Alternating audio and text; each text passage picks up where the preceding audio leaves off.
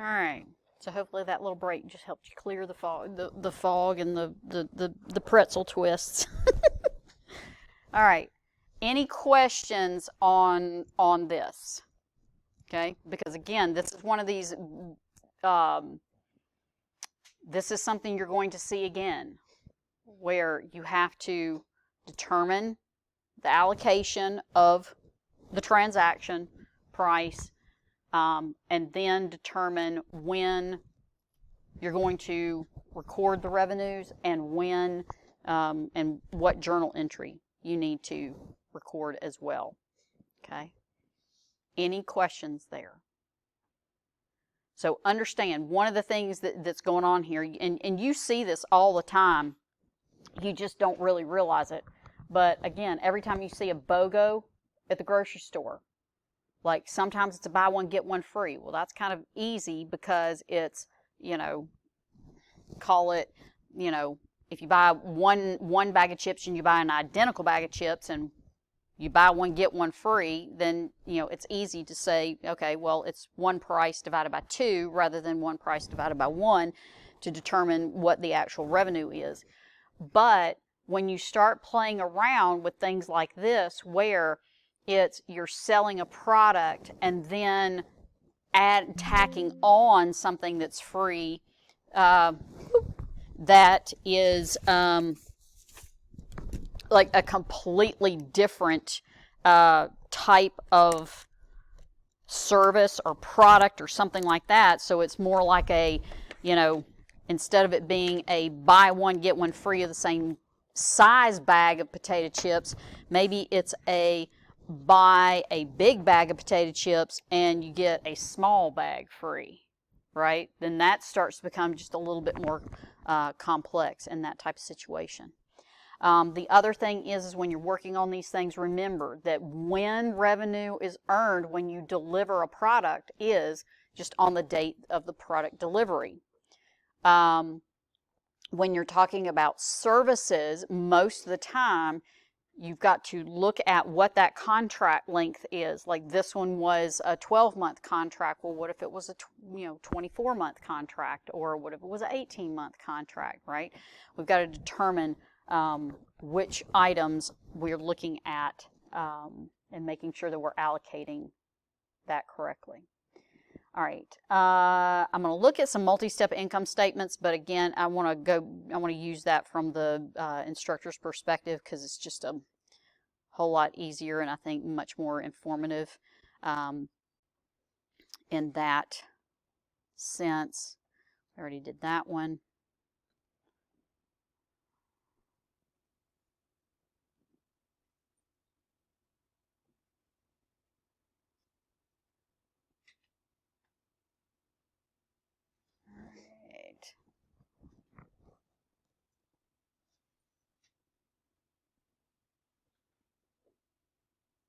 All right, I'm switching over to instructor view.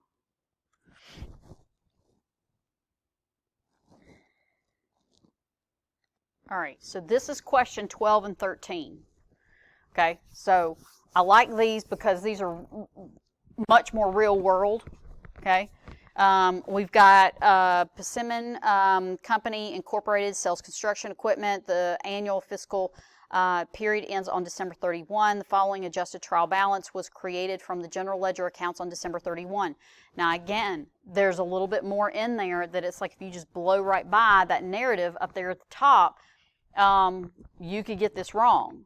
So the big thing is that this is an adjusted trial balance, right? So remember, your unadjusted trial balance only includes cash receipts, cash payments, billing customers, and recording invoices from vendors. Now, we've gotten down to the end of the period. We've already made all of our journal entries. We've accrued some things. We took care of some deferrals, all that kind of good stuff, posted our journal entries, and this is the adjusted trial balance. Now, again, this is much more realistic in what you would get in the real world.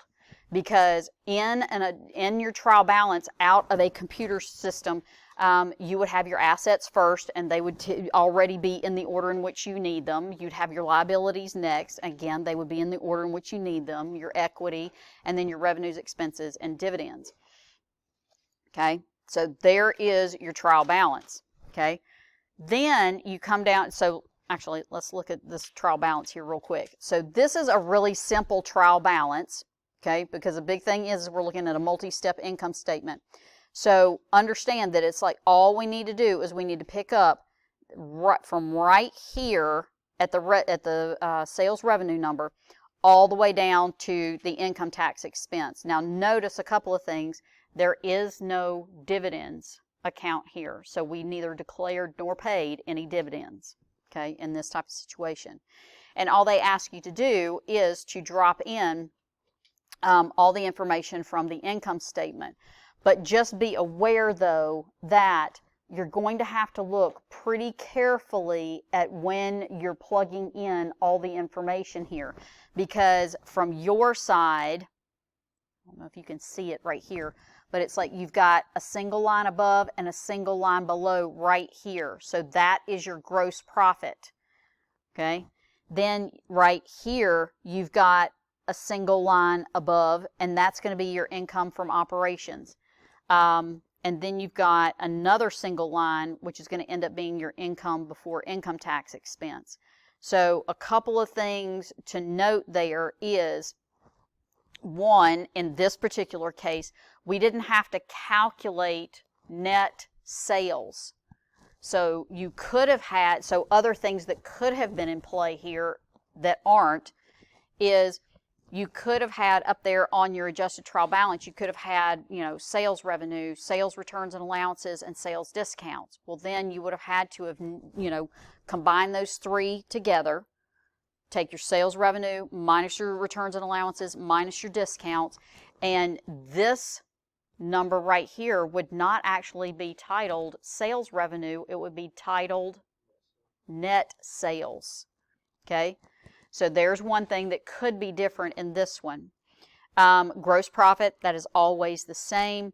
Then remember, after your gross profit, when you're trying to, because on some level, at least at first, this is going to be just absolute rote memorization to try to figure out what goes where. But just realize between your gross profit and your income from operations, you've got operating expenses, okay? So in this particular case, your operating expenses, think of it like this. Whatever it takes, all the expenses that it takes to run your core business of what you do, okay, is going to go up there in that grouping between gross profit and income from operations.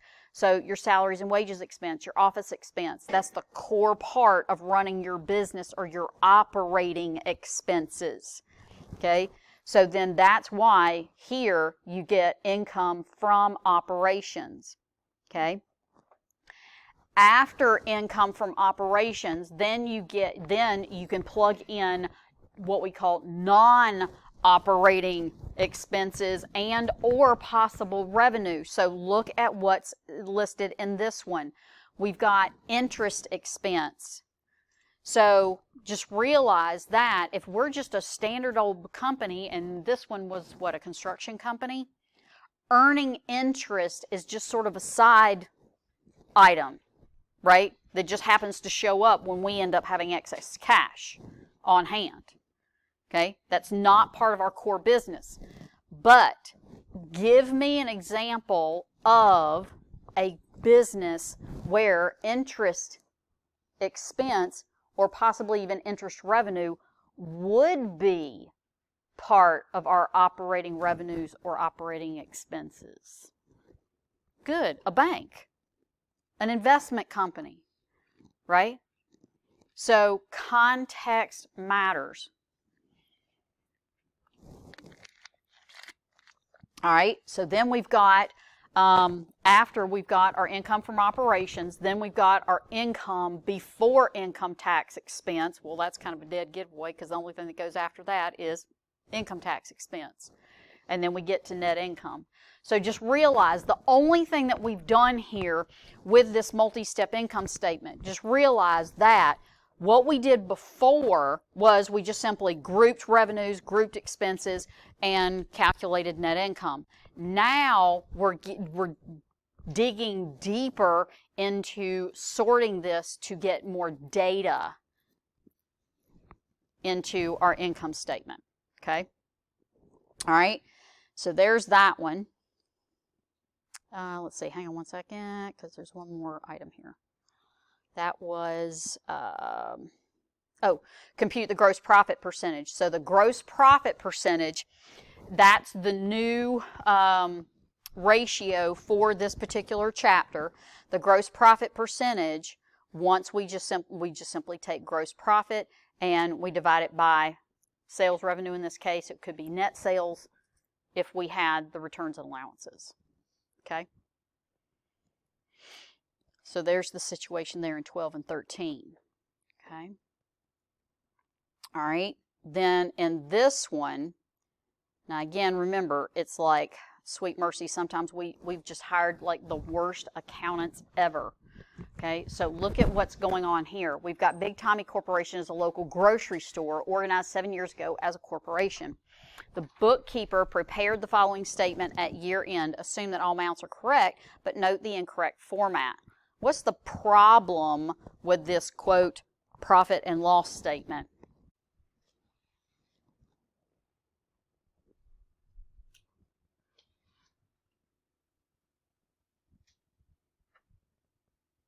What's wrong with it?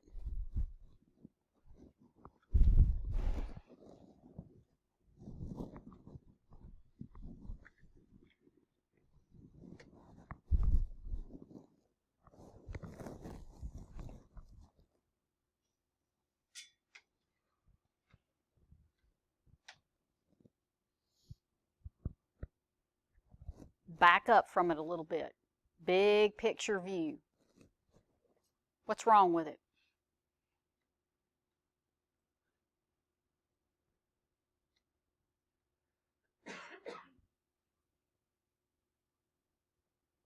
It's in this debit and credit format. Remember, debit and credit format, that's for trial balances, not for income statements. The profit and loss statement part of it,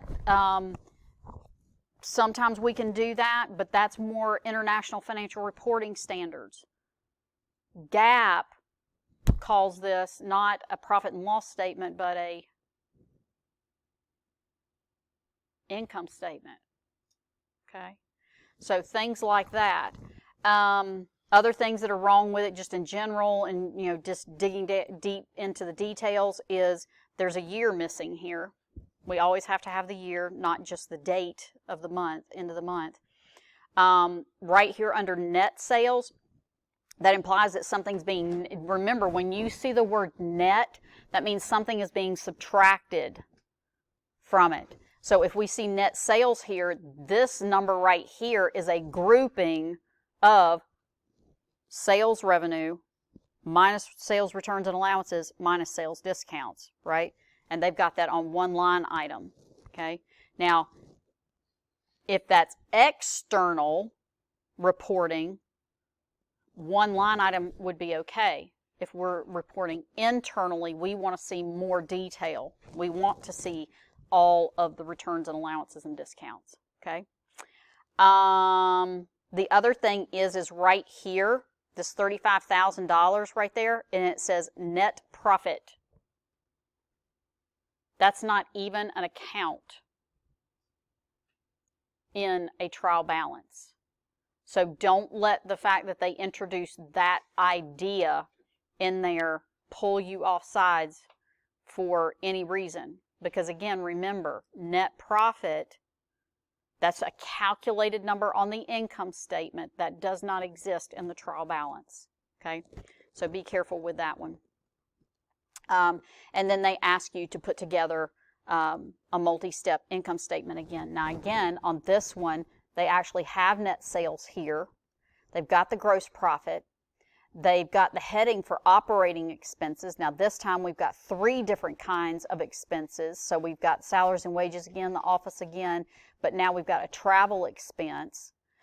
But what are we missing here that was on the previous one?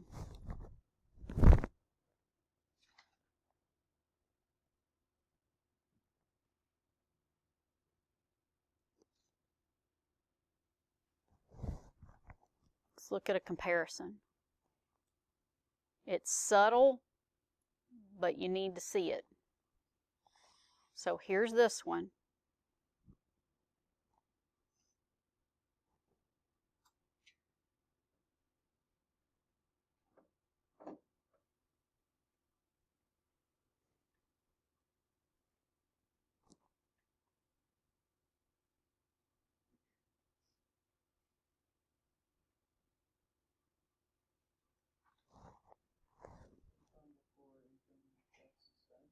Good. We've got the income before income tax. Hang on. Whoop. Hang on.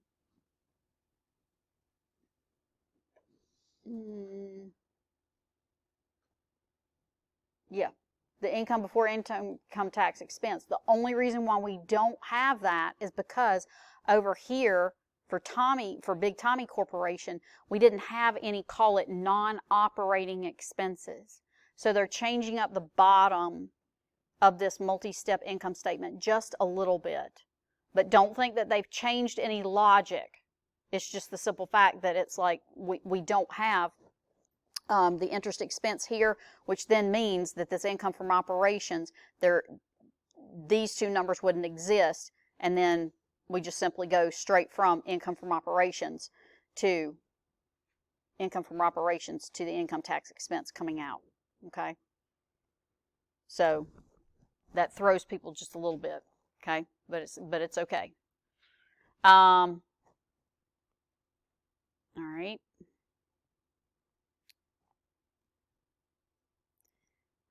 Let's see. The other thing in this one, they ask you to calculate the gross profit percentage again. So again, just remember gross profit percentage is just simply gross profit divided by net sales.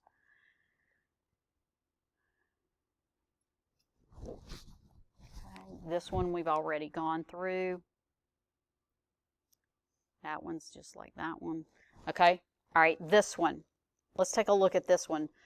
You're getting all the same information that we have looked at before. You're just getting it in a slightly different format. Don't let this format change throw you off. Okay. So let's look at this. We've got Campus Stop Incorporated as a student co-op. Campus Stop uses a perpetual inventory system. The following transactions summarized have been selected for analysis. Okay. Now again, I always encourage you to skip the data at first, because then figure out what are they looking for.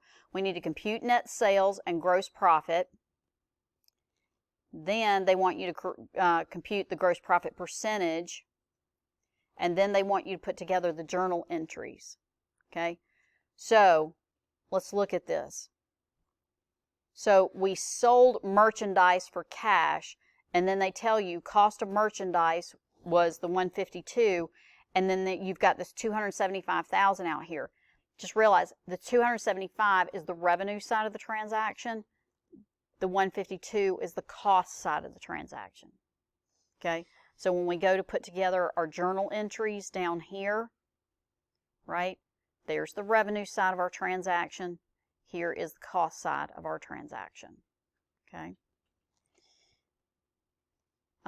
Then in item B, it says we received merchandise returned by customer as unsatisfactory, but in perfect condition for cash refund. Original cost of merchandise was $600. And the $1,600 was the revenue side of that transaction. So again, a couple of things to note here is the whole thing of we got to reverse out the revenue, and we've got to put the original cost of the inventory back in to our records. Okay. And this one they happen to really highlight, but in perfect condition. Okay. When you get to intermediate accounting, you talk about what do you do with it when it's not in perfect condition. Okay. All right. Let's see.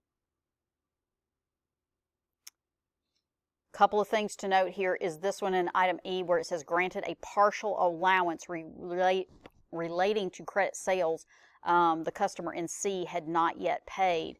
So remember that that allowance, that's going to be all revenue, right? So again, don't let this throw you off. Oh, okay, and then here's one item that's new. So A through E, none of that is new, but look at item F. It says anticipate further returns of merchandise costing $200 after month end from sales during the month, and you've got $700 out here. So what you're anticipating back is you're anticipating that you're going to have to reverse back out $700 of revenue and take back in $200 worth of inventory. Why is this particular transaction important? Think of a situation where this could be happening quite a lot.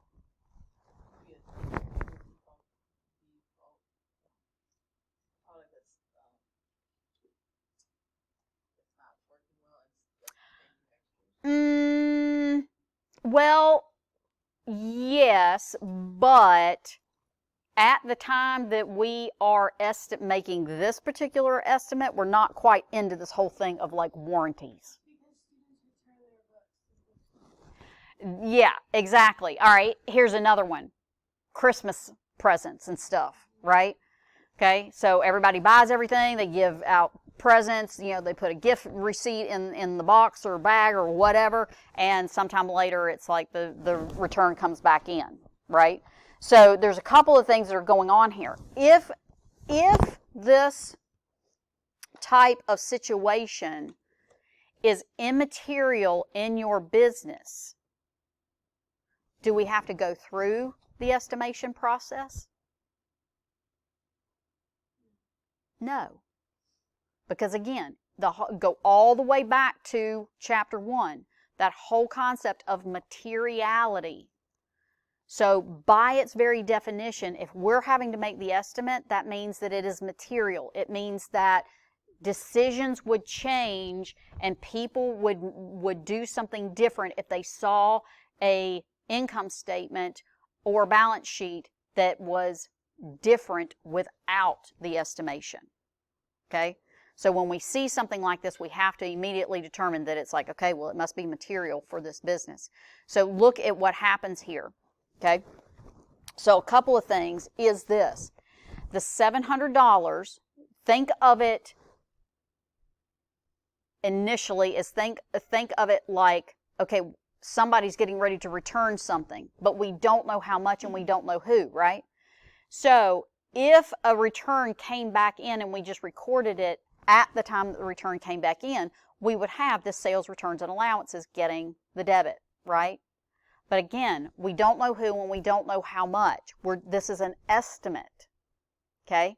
So what we do is, instead of putting this towards cash, right, or putting it towards an accounts receivable kind of situation, we actually plug it into an account called refund liability.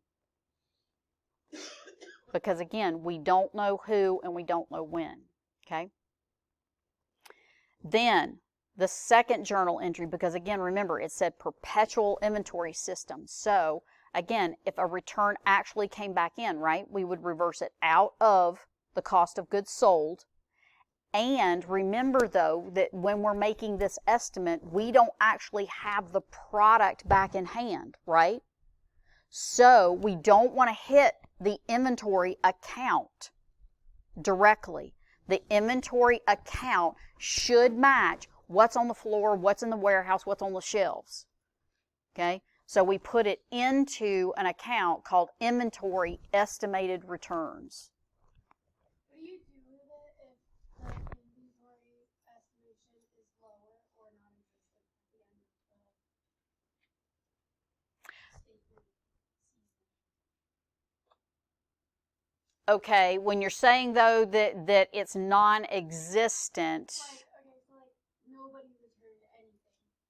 You estimated for returns, but they didn't return it. Okay, we're going to get into some things like that in a later chapter, but again, just realize that at some point, if we estimated it, that means that we probably should have, because understand that it's like, one, we don't have a crystal ball in the accounting department. Everybody thinks that we do. We don't. We're just trying to make a professional guess, right?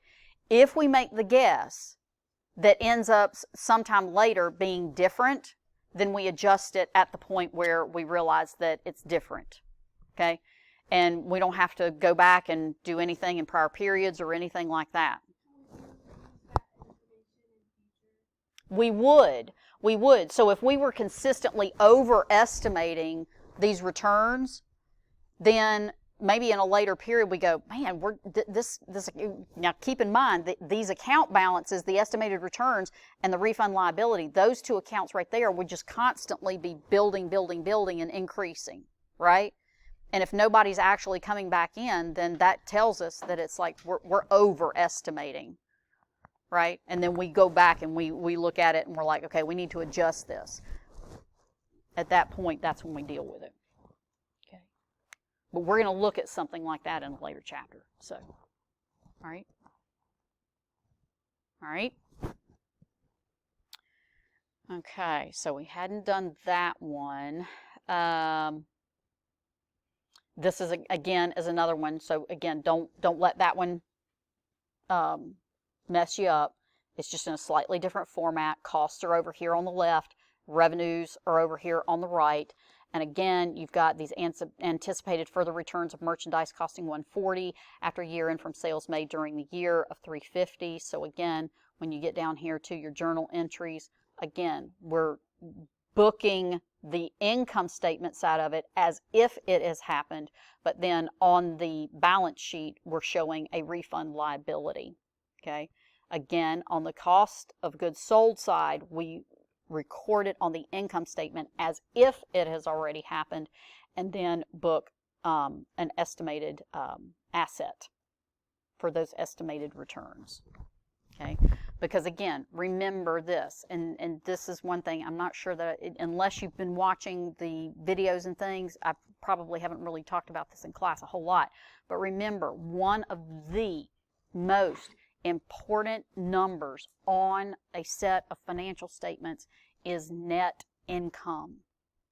Net income drives stock price. If net income goes up, stock price goes up. If net income drops, stock price drops. So there's a direct correlation between the two. So we do not want to overestimate net income, and that's what we're trying to avoid here, because here we would have a drop of, what, $210 in gross profit, which would then affect our taxes, our net income, stock price, everything. Okay. How we doing? Okay. All right. Okay, that's the last one. All right, so here's what I want to do. Okay, so in Chapter 7, here's kind of your intro to Chapter 7. In Chapter 7, every time we sold something, right, we credited inventory for some amount, and we debited cost of goods sold for some amount.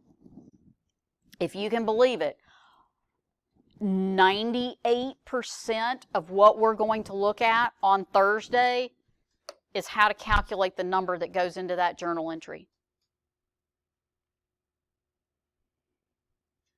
So what we start looking at in Chapter 7 is we've bought the same inventory item again and again and again. So it might be, think along the lines of something like, you're at the grocery, you are the grocery store, right?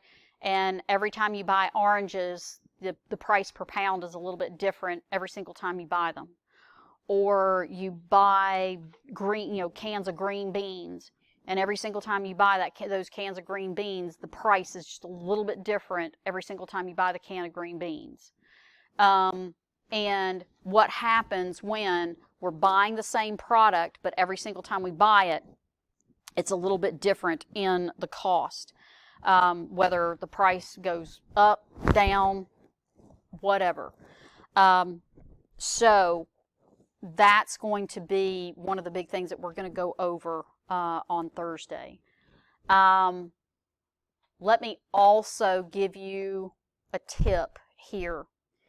One, make sure that when you're reading chapter 7, make sure that you're in this mode of you're buying the exact same can of green beans. Okay?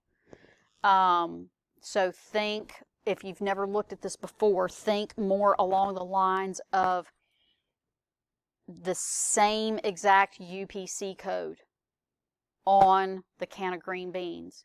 So the UPC code can't change. So it is always going to be, French cut, green beans, Del Monte, whatever it might be. But now you might have French cut green beans in a different brand, but that's not the same exact inventory item. So just remember that that's what we're really talking about in chapter 7. The other thing is that the picture, I'll work on that on Thursday because context is going to matter there. All right. What else? The only other thing that we have not looked at is inventory corrections.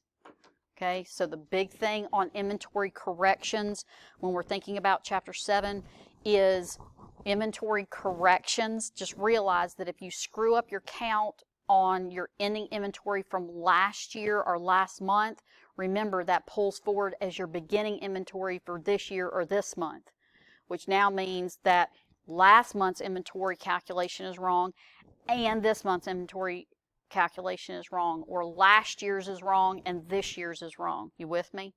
So when you have an error in inventory, it screws up 2 years, not just one.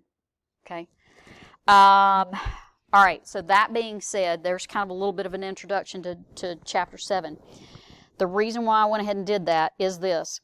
Just realize exam 2 opens Friday. Okay, so this next exam is, call it the more challenging of all 3. So it would be best if when you are studying, you need to study to a point of feeling over-prepared. That probably means you're ready. Okay, so exam 2 is going to be on chapters 5, 6, and 7. So remember, 5 was all about cash, internal controls, bank reconciliations, petty cash, all that. And then chapters 6 and 7 is all about inventory. Okay. So it opens on Friday and it closes Monday at midnight. Okay. The other thing that is also due on Monday is your chapter 8 smart book. Okay. So make sure. Now, here's the other thing. Your comprehensive problem is due on the 18th. That's Tuesday of next week. But here's the good thing. Once you leave class on Tuesday of next week, there's no homework or anything else that you got to work on. So the big thing you need to focus on is that comprehensive problem. So it's due on the 18th. You with me? A lot going on this weekend. Okay. All right. And the exam review is online.